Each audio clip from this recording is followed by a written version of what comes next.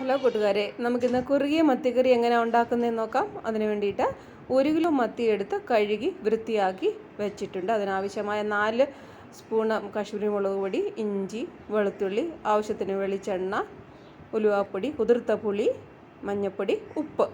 ആദ്യമായിട്ടൊരു fry pan വെച്ച് ഈ കാശ്മീരി മുളക് പൊടി ഒന്ന് റോസ്റ്റ് ചെയ്തെടുക്കണം.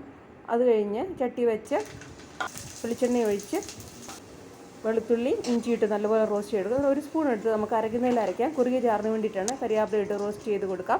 അതിന് അരച്ച് വെച്ചതും നല്ലപോലെ ഇളക്കി കൊടുക്കണം. ഉപ്പും മഞ്ഞളും ഇട്ട് പിന്നെ വീണ്ടും നല്ലപോലെ ഇളക്കി കൊടുത്ത് ആവശ്യമായ വെള്ളം ഒഴിച്ച് കൊടുത്ത് പിന്നെ ഈ കുതിർത്ത് വെച്ചിരിക്കുന്ന പുളിയും ഇതിനകത്തിലിട്ട് നല്ലപോലെ തിളപ്പിച്ച് ഈ വരഞ്ഞ് വെച്ചിരിക്കുന്ന മത്തിയും ഇതിനകത്തിലിട്ട് 5 മിനിറ്റ് ഒന്ന് അടച്ച് വെക്കണം. എന്നിട്ട് അത് തുറന്നിട്ട് ഉലുവാപ്പൊടിയും ഇട്ട് കൈകൊണ്ട് നല്ലപോലെ ഒന്ന് ഷേക്ക് ചെയ്ത് കൊടുക്കണം. സ്പൂൺ ഇടരുത്. ലാസ്റ്റിൽ നമുക്ക് സ്പൂൺ ഇട്ട് നോക്കാം. നല്ല കുറുകിയ മത്തിക്കറി റെഡി.